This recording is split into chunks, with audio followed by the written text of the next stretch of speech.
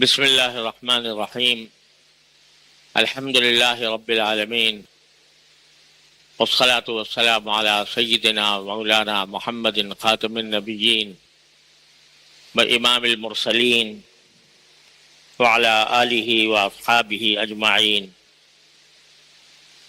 وعلی کل من تبعہم بإحسان الی یوم الدین. اما بعد، اللہ تبارک و تعالیٰ کے فضل و کرم سے ذوالحجہ کا پہلا عشرہ چل رہا ہے، جس کے بارے میں پچھلے جمعہ کو میں نے عرض کیا تھا کہ نبی کریم سرور دو عالم صلی اللہ علیہ وسلم کی حدیث کی روشنی میں یہ ایام ایسے ہیں کہ ان میں ہر قسم کی عبادت اللہ تبارک و تعالیٰ کو بہت محبوب ہے. تو اس کے کچھ ایام گزر چکے ہیں اور کچھ باقی ہیں. اللہ تبارک و تعالیٰ اپنے فضل و کرم سے ہمیں ان کی قدر پہچاننے کی توفیق عطا فرمائے، اور اس میں اللہ تبارک و تعالیٰ اپنی طرف رجوع اور انابت کی سعادت سے ہمیں بہرہ بر فرمائے. اب جو دن باقی ہیں ان میں کچھ ایسی عبادتیں ہیں جو ان دنوں کے ساتھ خصوصیت رکھتی ہیں، اور 9 ذی الحجہ کو یعنی منگل کے دن، آنے والے منگل کے دن، اس کو یوم عرفہ ہے ہمارے لحاظ سے، اور یوم عرفہ کا روزہ رکھنا، اس کے بارے میں نبی کریم صلی اللہ علیہ وسلم نے یہ فضیلت بیان فرمائی ہے کہ جو شخص یوم عرفہ کا روزہ رکھے اس کو اس کے 1 سال پہلے کے اور 1 سال بعد کے اللہ تعالیٰ گناہ معاف فرما دیتا ہے. تو اتنی بڑی فضیلت اس عرفے کے دن کے روزے میں ہے. اللہ تعالیٰ اس فضیلت کو حاصل کرنے کی ہمیں توفیق عطا فرمائے. یہاں یہ وضاحت بھی کر دوں کہ بعض لوگ یہ سمجھتے ہیں کہ عرفہ کا دن ہمارے لحاظ سے بھی وہ دن ہوگا جس میں حجاج عرفات میں وقوف کرتے ہیں. ہمارے اور سعودی عرب میں عام طور سے 1 دن کا فرق رہتا ہے، یعنی سعودی عرب میں عرفے کا دن پیر کو ہوگا اور ہمارے لحاظ سے منگل کو ہوگا.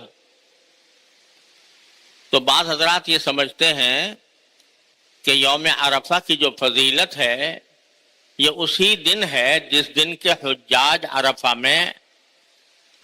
میں وقوف کر رہے ہوں.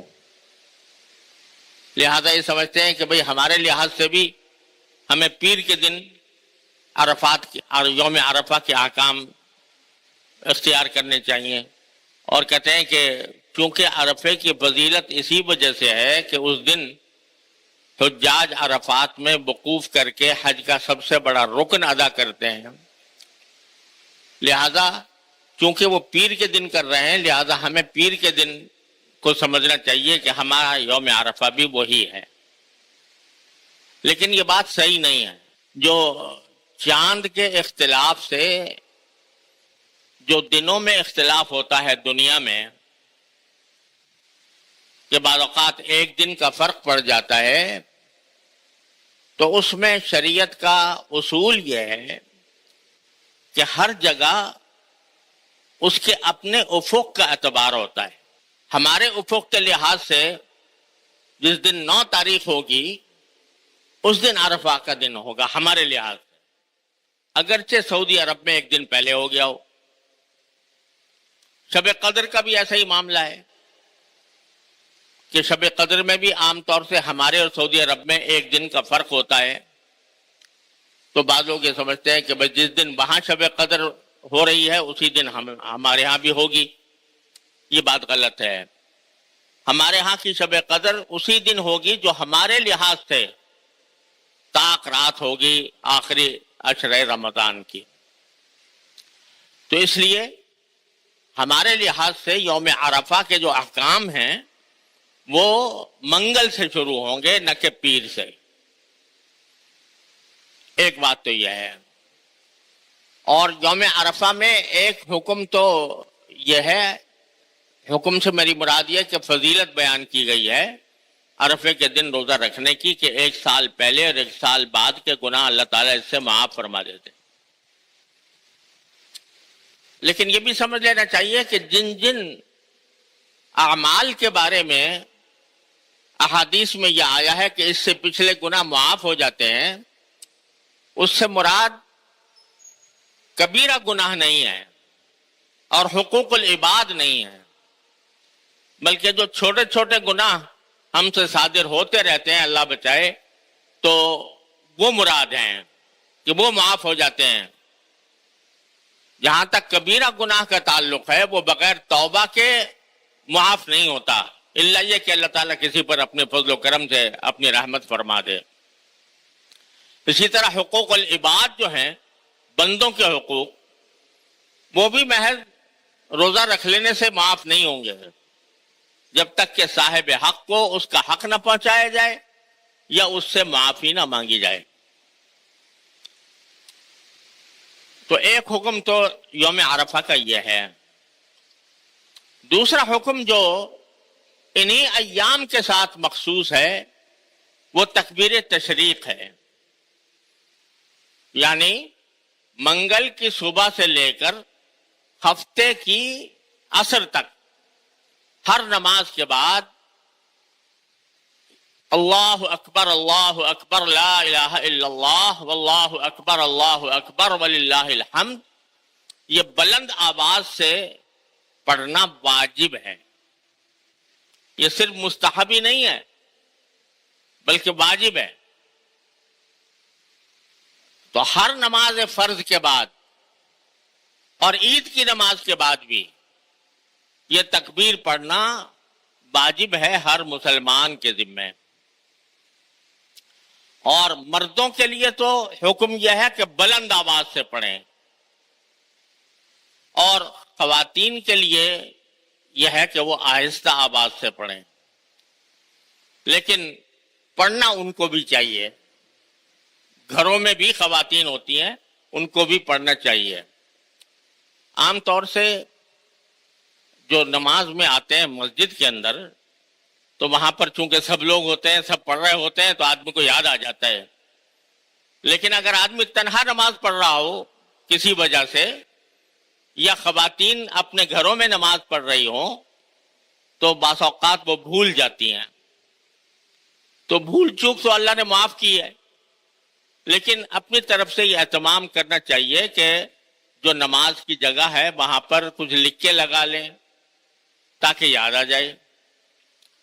تو تکبیر تشریق بھی یہ ایک اہم عبادت ہے جو اللہ تعالیٰ نے ان دنوں کے ساتھ مخصوص کی ہے، اور اس میں اللہ جل جلالہ کی بڑائی اور کبریائی کا اعلان ہے، اور اس کے اپنے خاص اثرات ہیں.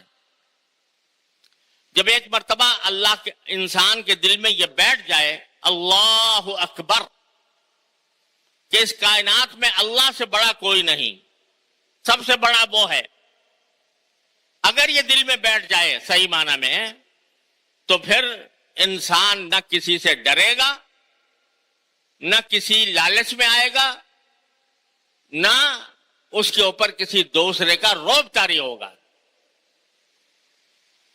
یہ جو ہم لوگوں کے اوپر رعب طاری ہو جاتا ہے دنیا کے اقتدار والوں کا، یا ان کا خوف طاری ہو جاتا ہے، تو اگر آدمی کے دل میں یہ بات بیٹھی ہوئی ہو کہ بھائی یہ تو مخلوق ہے، اس کی کیا مجال ہے کہ یہ مجھے کوئی نقصان پہنچا سکے، اللہ اکبر، بڑا تو اللہ ہی ہے، وہ جس کو اگر کسی کو نقصان پہنچانا چاہے تو کوئی اس کو روکنے والا نہیں، اور اگر کوئی کسی کو بچانا چاہے تو کوئی اس کو نقصان پہنچانے والا نہیں. قرآن کریم فرماتا ہے ان یمسسک يمسسكم الله بضر فلا راد لفضله إن يمسسكم الله بضر فلا كاشف له. اللہ تمہیں اگر کوئی نقصان پہنچانا چاہتا ہے تو کوئی دنیا کی طاقت اس کو روک نہیں سکتی. وَإِن يُرِدْكَ بِخَيْرٍ فَلَا رَادَّ لِفَضْلِهِ. اور اگر اللہ تعالیٰ تمہارے ساتھ اچھائی کرنا چاہے تو کوئی اس کے فضل کو، اس کے کرم کو لوٹانے والا نہیں ہے، اس کو روکنے والا نہیں ہے. تو اللہ اکبر یہ بار بار پڑھتے رہنا، اور خاص طور سے ان ایام میں نے پہلے بھی عرض کیا تھا کہ تکبیر تشریق تو واجب ہے، لیکن عام حالات میں بھی چلتے پھرتے پڑھ لینا بہتر ہے. اللہ اکبر لا الہ الا اللہ واللہ اکبر وللہ الحمد. اس سے اللہ جل جلالہ کی بڑائی، اس کی کبریائی دلوں میں گھر کرتی ہے اگر سمجھ کے پڑھا جائے. اور جو شخص اللہ کی کبریائی پر اعتماد رکھتا ہو، اعتقاد رکھتا ہو، دنیا کی کوئی طاقت اسے نہ ڈرا سکتی ہے نہ دھمکا سکتی ہے. تو یہ تکبیر اللہ تعالیٰ نے ہمارے لیے رکھی ہے عرفے کے دن کی صبح سے لے کر اور 13 تاریخ کی عصر تک. اللہ تعالیٰ عمل کی توفیق عطا فرمائے اور اس کے جو برکات و ثمرات ہیں اللہ تبارک و تعالیٰ ہمارے دلوں میں ان کو پیوست فرمائے. تیسری جو عظیم عبادت اس زمانے کے اندر اللہ تعالیٰ نے رکھی ہے وہ قربانی کی عبادت. اور ایام نحر میں یعنی 3 دن جو ہیں 10 11 12 ذوالحجہ، اس میں حدیث میں آتا ہے کہ کوئی عبادت اللہ کو اتنی محبوب نہیں جتنا خون بہانا یعنی قربانی کرنا. تو یہ بڑی عظیم عبادت ہے اور چلی آ رہی ہے حضرت آدم علیہ السلام کے وقت سے. حضرت آدم علیہ السلام کے بیٹوں نے بھی قربانی کی تھی، اس کا ذکر قرآن کریم میں ہے. اور اس کے بعد تمام انبیاء کرام کی شریعتوں میں قربانی کسی نہ کسی صورت میں موجود رہی ہے. اور نبی کریم سرور دو عالم صلی اللہ علیہ وسلم کی شریعت میں یہ 3 دن قربانی کے لیے مخصوص فرمائے گئے. آج اس کے بارے میں کچھ غلط فہمیاں لوگوں کے دلوں میں کچھ پیدا ہو رہی ہیں اور کچھ پیدا کی جا رہی ہیں. العیاذ باللہ جن لوگوں کو دعویٰ ہے کہ ہم اپنے عقل سے کام لیتے ہیں وہ یہ کہتے ہیں کہ بھائی یہ قربانی کی عبادت جب ادا کی جاتی ہے، اتنے جانور قربان کیے جاتے ہیں تو قوم کا اربوں روپیہ یہ اس کے اندر خرچ ہو جاتا ہے، نالیوں میں بہہ جاتا ہے. تو بجائے اس کے کہ قربانی کریں ہم، اتنے روپے جو ہم کسی فقیر کو دے دیں، کسی غریب کو دے دیں اور اس کی مدد کر دیں تو یہ شاید زیادہ ثواب ہوگا. وہ تو شاید بھی استعمال نہیں کرتے، وہ تو کہتے ہیں ضرور ایسا کرنے میں زیادہ ثواب ہوگا. ابھی میرے سے کوئی صاحب ذکر کر رہے تھے کہ کسی نے یہ اعلان کیا ہے کہ میں اگر قربانی کرتا، میرے گھر والے قربانی کرتے تو اتنے 1000 روپے خرچ ہوتے، تو میں نے اس 1000 روپے میں کولر لگا دیا ہے اپنے محلے کے اندر جس سے لوگ ٹھنڈا پانی پئیں. تو بجائے قربانی کرنے کے میں لوگوں کے فائدے کے لیے کولر لگا دیا تاکہ اس سے لوگ فائدہ اٹھائیں. ان عقل سے پیدل لوگوں کو یہ پتہ نہیں ہے کہ ہر عبادت کا اپنا ایک مقام ہے. ہر عبادت کا اپنا ایک مقام ہے. نماز، کوئی شخص کہے کہ بھئی نماز میں میرے 15 منٹ خرچ ہوتے ہیں تو یہ 15 منٹ میں جا کے مریضوں کی عیادت کر لیا کروں گا بجائے نماز پڑھنے کے، مریضوں کی تیمارداری کر لیا کروں گا تو ان سے فائدہ ہوگا. تو یہ حماقت ہوگی نہیں ہوگی کہ آدمی وہ جو کام جس وقت میرے مولا نے فرض کیا ہے اس کو ادا کرنا یہی بندگی ہے. اور قربانی کا فلسفہ ہی یہ ہے، قربانی کا سارا فلسفہ ہی یہ ہے کہ آدمی اللہ تبارک و تعالیٰ کے حکم کے آگے سر جھکا کر اپنے سارے مفادات کو قربان کر دے. یہ قربانی کس کی یاد میں ہو رہی ہے بھائی؟ سب مسلمان جانتے ہیں.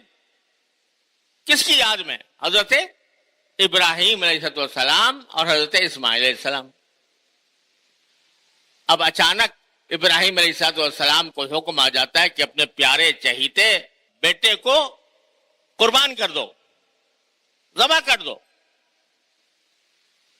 پلٹ کے ابراہیم علیہ السلام نے یہ نہیں پوچھا یا اللہ میاں یہ میرے بیٹے نے کیا قصور کیا ہے؟ نابالغ بچہ ہے. نابالغ بچہ جو ہوتا ہے وہ تو جہاد کی حالت میں بھی، جنگ کی حالت میں بھی اس کو مارنا جائز نہیں ہے. اور یہ نہ جنگ کی حالت ہے نہ کچھ ہے، نہ اس نے کوئی گناہ کیا ہے، یہ معصوم بچہ ہے، کیوں قربان کروں اس کو؟ اللہ تعالیٰ سے پلٹ کے نہیں پوچھا. بیٹے سے کہا کہ بیٹا میں تمہیں خواب میں دیکھ رہا ہوں کہ میں تمہیں ذبح کر رہا ہوں. بیٹے کو بتایا کہ انبیاء کا خواب بھی وہی ہوتا ہے. تو اس سے پوچھا بتاؤ تمہاری کیا رائے ہے؟ فانظر ماذا ترى.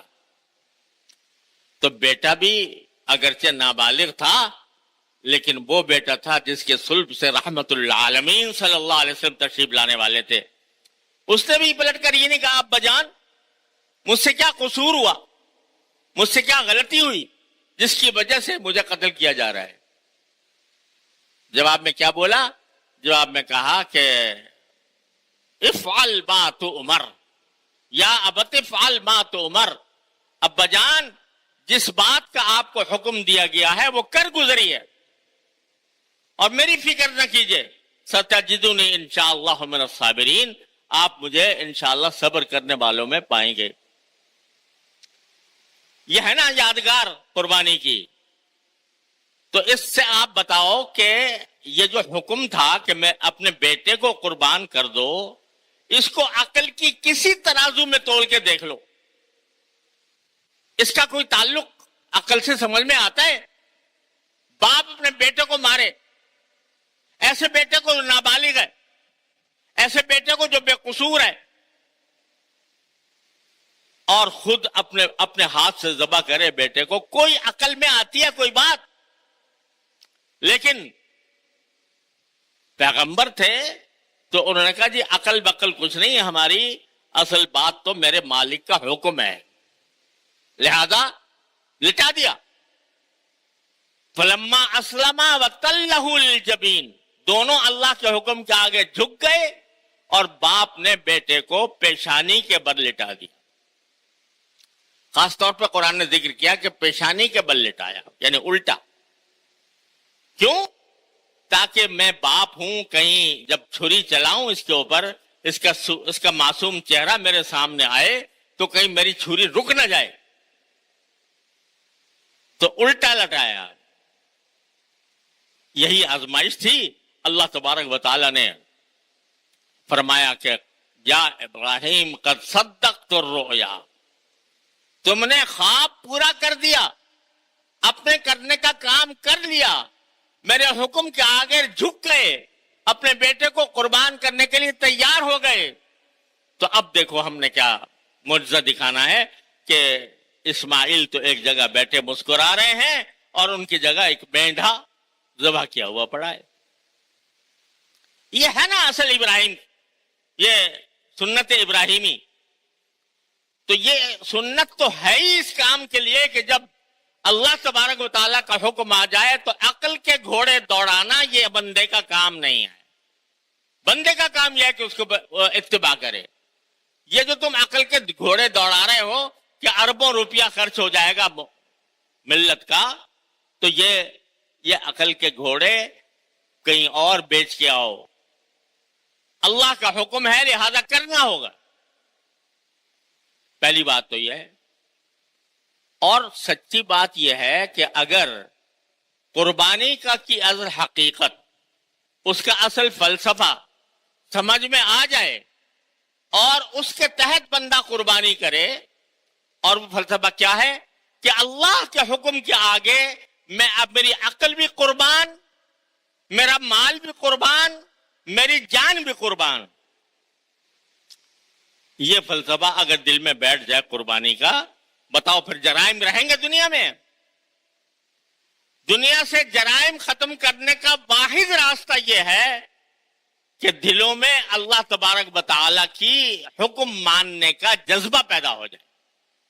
قربانی یہ جذبہ پیدا کرتی ہے. یہ اربوں روپے جو تمہارے خرچ ہو رہے ہیں وہ اس لیے پہ خرچ ہو رہے ہیں تاکہ تمہارے دل میں اللہ تبارک و تعالیٰ کا حکم ماننے کا جذبہ پیدا ہو. اگر یہ جذبہ پیدا ہو گیا تو نہ تم سے ظلم ہوگا, نہ تم سے زیادتی ہوگی, نہ تم سے کسی کی حق تلفی ہوگی. لیکن ہم لوگ جب قربانی کرتے ہیں تو یہ تصور ذہن سے اوجھل رہتا ہے. بس ایک سمجھتے ہیں کہ رسم ہے, لہذا بسم اللہ پڑھ کے ذبح کر دیا, گوشت کھا لیا, گوشت کے مزے اڑا لیے. اور یہ تصور جو ہے کہ اللہ کے حکم کو ماننا ہی بندے کا اصل کام ہے, یہ بات ذرا ذہن سے اوجھل ہو جاتی ہے. لیکن اگر صحیح معنی میں ہم قربانی کریں تو دیکھو کہ جب قربانی کرتے ہیں تو کیا کہتے ہیں, ان صلاتی و نسکی و محیای و مماتی للہ رب العالمین.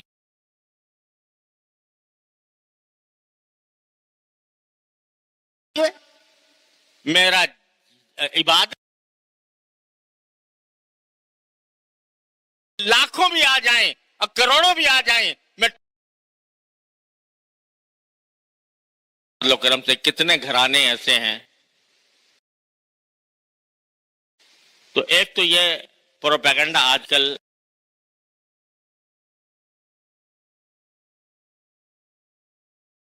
جس کے ذمے قربانی واجب ہے وہ قربانی ادا کرے.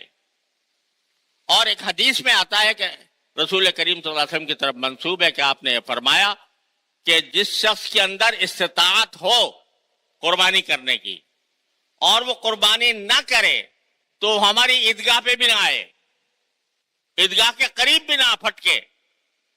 یہ بعید بیان فرمایا اگر استطاعت ہے. البتہ استطاعت پر موقوف ہے. اللہ تعالیٰ نے کوئی حکم ایسا نہیں دیا جو انسان کی وسعت سے باہر ہو.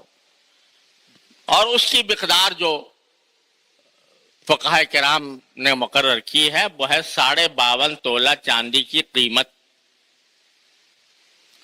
جو آج کل کے حساب سے تقریباً 60-70 ہزار روپے کے قریب بنتی ہے.